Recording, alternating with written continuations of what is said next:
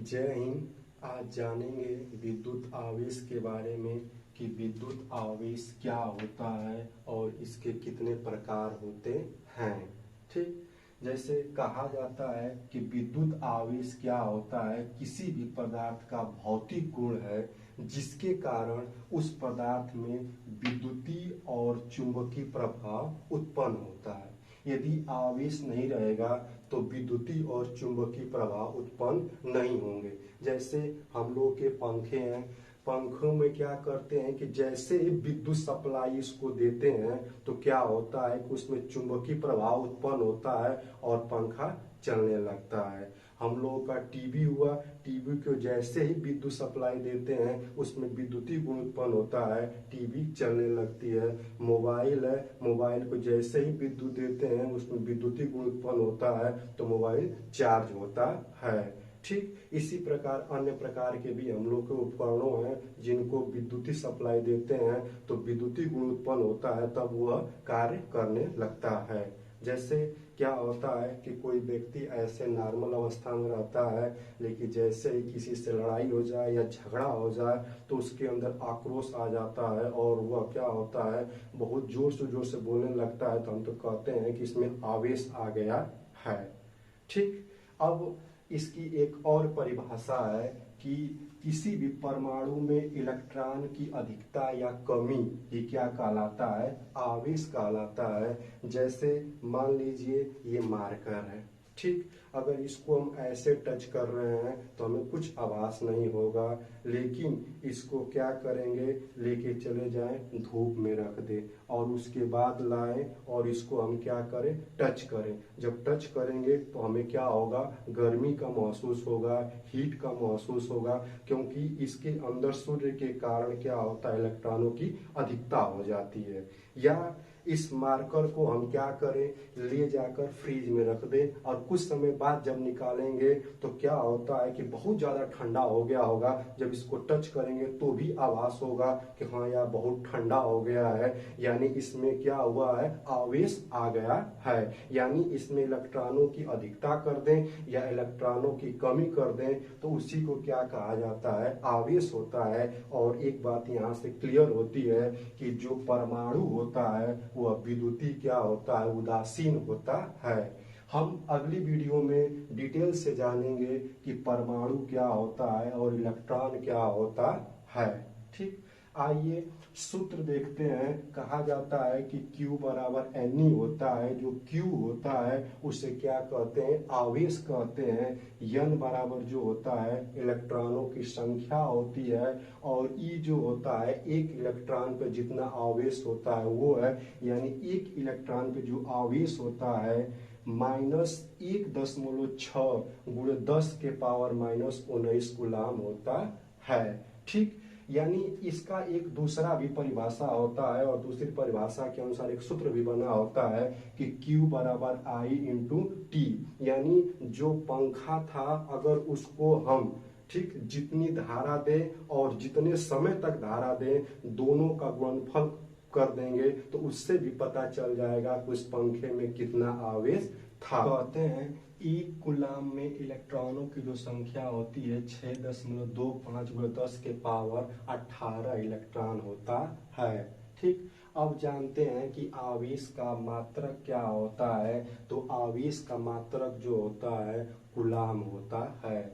या इस फार्मूले से देखा जाएगा तो एम्पियर सेकेंड होता है। ठीक, कहा जाता है कि आवेश का सबसे बड़ा जो मात्रक होता है वह फैराडे होता है और एक फैराडे में 96,500 गुलाम होते हैं।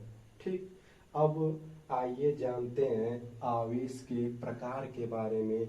आवेश जो होता है कहा जाता है दो प्रकार के होते हैं, एक होता है धन आवेश, एक होता है ऋण आवेश। ठीक, जैसे मान लीजिए एक हम सोडियम का तत्व लिए हैं, इसमें कहा जाता है कि नॉर्मल अवस्था में इसे Na कहा जाता है, लेकिन अगर इस पे हम क्या करें Na पे अगर माइनस लगा दें और Na पे प्लस लगा दें, तो जब Na पे हम प्लस लगा देते हैं तो उसे कहते हैं धन आवेश। अगर Na पे अगर माइनस लगा देते हैं उसे कहते हैं ऋण आवेश। ठीक, इसको समझते हैं। मान लीजिए दो व्यक्ति हैं, एक राम है और एक क्या है, श्याम है।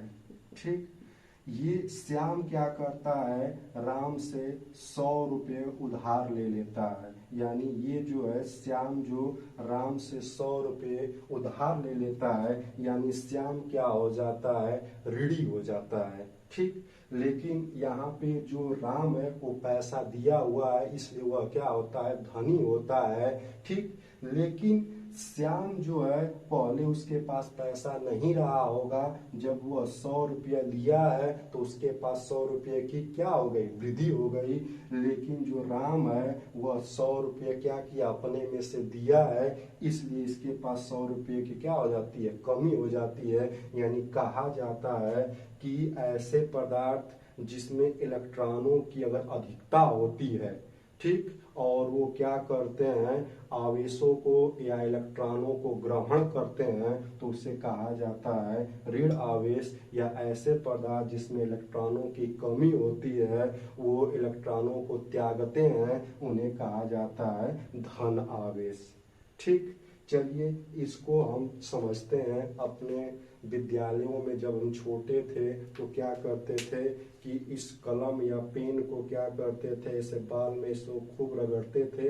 रगड़ने के बाद कागज के छोटे छोटे टुकड़ों के पास लेके जाते थे या इसको खींचने लगता था। उस समय भी हम इस छड़ को क्या कर रहे थे या कलम को क्या कर रहे थे, आवेशित कर रहे थे। ठीक, इसका प्रैक्टिकल अन्य वैज्ञानिकों ने भी किया था।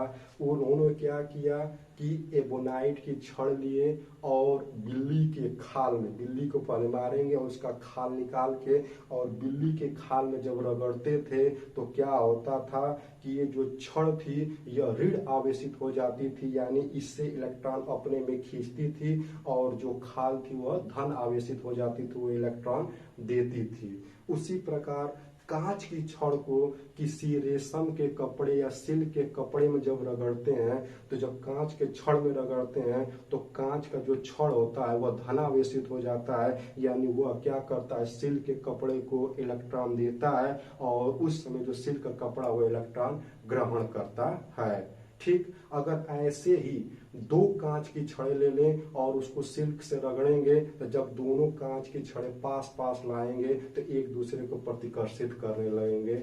और उसी प्रकार एबोनाइट के दो छड़ लाएंगे और बिल्ली के खाल में रगड़ने के बाद दोनों छड़ों को लाएंगे तो आपस में क्या होंगे, प्रतिकर्षित करेंगे। इसका मतलब इससे स्पष्ट ये होता है कि समान आवेश एक दूसरे को क्या करते हैं, प्रतिकर्षित करते हैं। ठीक, अब इसके बाद जानेंगे कि अगर एबोनाइट की छड़, ठीक, और ये कांच की छड़, अगर ये दोनों को क्या करें, पास लाएंगे तो ये एक दूसरे को क्या करेंगे, आकर्षित करेंगे। अर्थात हम कह सकते हैं कि असमान आवेश, एक धन आवेश रहे और एक ऋण आवेश रहे, तो एक दूसरे को क्या करते हैं, आकर्षित करते हैं। और इसमें क्या होता है, जैसे मान लीजिए ये धन आवेश है, ये ऋण आवेश है, तो धन आवेश से इलेक्ट्रॉन निकलते हैं और ऋण आवेश में क्या होते हैं, जाते हैं। ठीक, इसको हम समझेंगे प्रैक्टिकली तौर पे। जब कभी रोड पे जाते हैं तो अगर हम मान लीजिए पुरुष हैं, ठीक, अगर उधर कोई अन्य पुरुष है जो हैंडसम है, उससे देख के हमें क्या होगा, ज्वेलस आएगी, उससे हम क्या घृणा करेंगे, यानी उससे प्रतिकर्षित होंगे। लेकिन वहीं पे रोड पे कोई एक अच्छी और सुंदर स्त्री जाती है तो क्या होंगे, हम उसकी ओर अट्रैक्ट होंगे, उसकी ओर मोहित होंगे। यानी जो उसकी ओर अट्रैक्ट हो रहे हैं, आकर्षित हो रहे हैं, इसका मतलब समान आवेश थे। जब पुरुष पुरुष थे तब वो क्या हो रहे थे, प्रतिकर्षित हो रहे थे। जैसे ही असमान आवेश आए वो क्या हो गए, आकर्षित हो जाते हैं। ठीक, इसी को कहा जाता है आवेश। जय हिंद, जय भारत।